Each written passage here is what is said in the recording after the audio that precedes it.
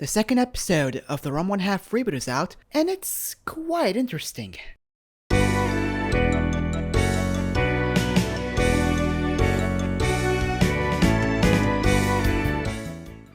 After the massive success of episode 1, it's no surprise that the show would continue its momentum, and just last Saturday, episode 2 aired, and is packed with the humor, action, and the introduction of one of Ranma's most iconic rivals, Tatewaki the Blue Thunder Kuno. As always, before I speak so openly about my thoughts on the episode, let's do some recap, and in case you missed the last review, you'll find it in the above section of this video. With the brilliant reintroduction of the main characters in the previous episode, episode 2 shifts its focus to the daily lives of our lovely couple, Ranma and Akane, taking us along for their first day at Furinkan High School. This episode in the remake actually combines moments seen in the second and third episode from the original series. The remake not only recreates moments from the manga, but also in some cases takes some risks and liberties that I felt would improve rather than hinder the show. And yes, it's not often that you'll see someone who had previously watched the original would compliment changes in a new version of a show, but honestly the way they did the scene, which I will discuss later, even improves what is seen in the manga, and that's a huge deal, because you know how passionate anime fans can be, especially if the source material had been altered in some way, shape or form. But yeah, the change that I saw in this episode really improves what I saw in the manga and also in the anime. I won't spoil that now, as I have to first recap the show, and this will be the only non-spoiler section of this review, but I'll give you a spoiler warning when I reach that part. Before the episode starts, we see a rather familiar prologue. Yes, the whole Meet Ranma Saotome bit returns. This prologue used to play a lot throughout season 1 and season 2 of the original series, and I never got tired of it. It's interesting, however, while the Japanese version retains the same dialogue scene of the original, the English version changes it up a bit. Although it felt slightly weird hearing the new changed lines, it didn't bother me at all, as I think this is not meant to be a line-for-line remake of the original dub script, and I learned that along the way with how different the script sounds and feels like. It's a completely different script, and to be honest, I'm fine with it. It still retains that charm from the original dub. Still, this was nice to see. The episode starts off with Ginma informing his son, Ranma, that he needs to go to school, much to Ranma's annoyance, especially considering that he has to go to the same school as his fiancée, Akane, whom of course had a very unforgettable and interesting encounter to say the least in the last episode. Akane also objects to this. However, Nibiki says in order to establish a stronger connection with her fiancé, Akane has to be able to attend with him, and also says walking with Akane is annoying. Despite the hesitation, they both eventually go forward with this, and they walk off to school together. Afterwards, it cuts to Ranma and Akane talking with each other, and Ranma being Ranma is seen walking on the fence. And that's trademark Ranma, he'll be doing this over and over and over again. The couple, of course, start arguing with one another until Genma shows up out of nowhere and starts defending Akane. Annoyed by what he heard from his father, Ranma knocks Genma into the lake as he comically falls, transforming him into his panda form in the process. And of course, the dynamic between father and son is at an all-time low. Honestly, at this point, I will have a hard time believing they will ever get along. Ranma and Akane resume their argument, but this time near an old lady's home, as she is seen cleaning her corridor. I don't really know what she's doing. Anyway, she accidentally splashes Ranma with cold water, transforming him into a girl. And you will see this gag over and over again if we're still making this a thing, much like Ranma 89. Despite her disdain for Ranma, Akane still cares about him when she offered to help him find a place that has warm water. And while Ranma is waiting for Akane to come back with hot water, a rather terrifying but hilarious incident happens. I found the animation in that scene very funny, especially with this new expressive art style, and I even think it's better than the original, especially in the way the scene is framed. The original was mostly done in long to mid shot, while this had all kinds of dynamic camera angles, and even a close-up of Ranma's face as he's screaming in horror. Honestly, this was brilliant. Afterwards, it's revealed that the skeleton was actually an inanimate object that belonged to a new character that we are introduced to, the Tendo family friend, Dr. Tofu Ono. Dr. Tofu is a kind-hearted and sweet person with a warm, soft-spoken and welcoming voice, and it's also implied that Akane actually likes him. This proves that despite Akane claiming she hates men in the previous episode, that's actually not the case, and Ranma begins to question Akane about Tofu.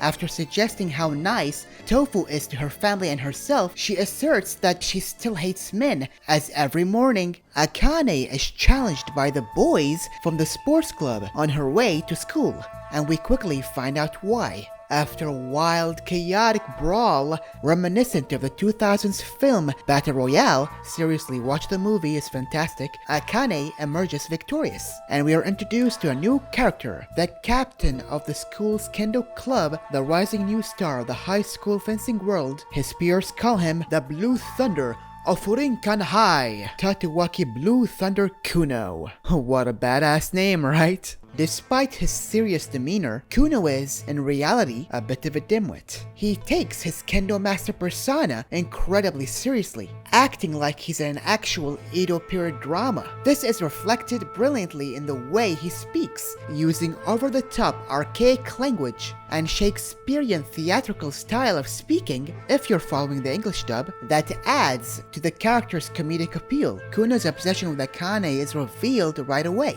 He challenges her to a fight, declaring that if he defeats her, she must go on a date with him. This bizarre challenge explains what happened earlier, as all the boys who challenged Akane were hoping to win a date per Kuno's ridiculous rule. What makes this even funnier is the fact that Akane never agreed to this challenge in the first place. It's a perfect example of Kuno's arrogance and his belief that as an upperclassman, he holds authority over everyone at Furinkan High. Akane reluctantly accepts Kuno's challenge, but just as they're about to fight, Ranma steps in, catching Kuno's attention. Kuno immediately demands to know Ranma's relationship with Akane and seeing him as a rival, and as a result, challenges Ranma to a duel. And let's just say, the duel goes on and on. I won't spoil who comes out on top, but it's a close match. Despite his arrogance, ignorance, and ridiculous behavior, I find his passion and determination oddly admirable. There is just something fascinating about his unwavering dedication, even when it's completely misguided. Now it's safe to say that I can comfortably go into spoilers, so be advised. What I loved the most about this episode is the humor, as upon learning that Akane and Ranma are engaged and are under the same roof, Kuno screams in shock. Much to the disturbance of the classroom, the teacher tells him to go outside for detention, while we expect he will just leave from the door. But no, Kuno goes inside the locker and changes into his kendo outfit like Superman. Even the dubbed version of the scene made fun of it. What are you, Superman? I found that line to be very funny and very similar to how the banter and the dialogue was in the original's English dub. Other scenes I found funny was Ranma's over-the-top reaction, as after Ranma and Kuno get out from the window and fall into the swimming pool, much to Ranma's horror and shock, they brawl inside the pool, and a half-conscious Kuno accidentally grabs Ranma's chest from behind while brawling with him in the swimming pool. And Kuno's facial expression in that scene freaked me the heck out, which was both hilarious and shocking. This scene was supported by excellent sound design and Kuno's absurd facial expressions. I love how unhinged Kuno can be. The dynamic fight scenes are as thrilling as ever, with battles breaking out in bizarre locations like the school grounds, hallways, and even the swimming pool. One of my favorite moments was when Kuno used the detention buckets as makeshift weapons against Ranma, which highlighted Ranma's vulnerability despite his strength, as he's afraid that his secret might be out. This highlights the clever use of the environment in the show's fight sequences, and honestly is very impressive. Regarding the pacing, this episode crammed a lot in a short runtime, and while the pacing was better than episode 1, it still felt slightly rushed. Pivotal moments like Kuno's confession and the reveal of Ranma and Akane's engagement could have benefited from more time to breathe, or even saved up for the following episode, much like the original. I just felt like seeing them unfold so quickly was slightly jarring. However, the episode was thoroughly entertaining despite this. Other than that, I gotta say, the ambitious new animation and art style really enhanced the look of this episode. The original version of episode 2 and episode 3 felt a bit flat at times, and although the characters in the remake might be slightly undersaturated, the vibrancy of the backgrounds really compensate for that. Personally, I prefer this new balance. It lets us see every small detail in the clearest, cleanest way possible. Like I mentioned in my review of episode 1, I really love the animation and the art style. I absolutely love how MAPPA handled the backgrounds here with the remake. One standout moment that is backed up by the art style and the animation was Kuno's confession. When Kuno confessed his love to Ranma while he was in his girl form and handed him a bouquet of flowers instead of attacking him with his sword, leading Ranma to disintegrate in shock, which I thought was a clever homage, even if it was unintentional, to the iconic snap in the Avengers. It can also be a clever nod to Ranma 89, where Ranma turns into stone during the battle with Mariko Konjo in front of the entire school. I found that scene to be very funny, and honestly it caught me off guard. Even as someone who had already watched the original scene, the creative animation highlights the humor so well, while the old one, although dramatic, with the iconic original soundtrack, which conveyed a sense of romance, and made that scene appear more serious than its intended purpose, highlights Kuno's narcissism, ego, and delusion, which subtly also showed that Kuno self-proclaims himself as the main character of the story. I don't think the scene was supposed to be presented this way, but to be fair, both versions of the scene conveyed a specific meaning, even if they're different from each other. The original is ironically funny, while the remake goes all out with the humor, so both versions work. Overall, I'm very satisfied with how they did it. The voice acting in this episode is a massive improvement over the previous one, as the voice actors are gradually finding themselves into their respective roles, and that's a promising sign. And I'll be honest, I frequently switched between the Japanese and the English dub to compare the performances, and there were some great moments in both. David Ergo Jr. improved immensely as Ranma, showing he was able to balance the comedic moments with the serious parts. And of course, like I said before, Suzy Young is amazing as female Ranma. Every time I hear her, I imagine her Japanese counterpart, as they sound very similar. It's crazy. Valeria Rodriguez also nailed the duality of Akane's character. She was able to sound cute as well as tomboyish depending on the requirements of the scene. Even Fred Tatasciore delivered an improved performance as Ginma, which is no surprise given his veteran status. That said, I'm still adjusting to Stephanie's portrayal as Nabiki. I mean, no offense to her, like I said before, she's a very talented actress, but I cannot help but compare her to the 1993 version. Hopefully with time this will grow on me.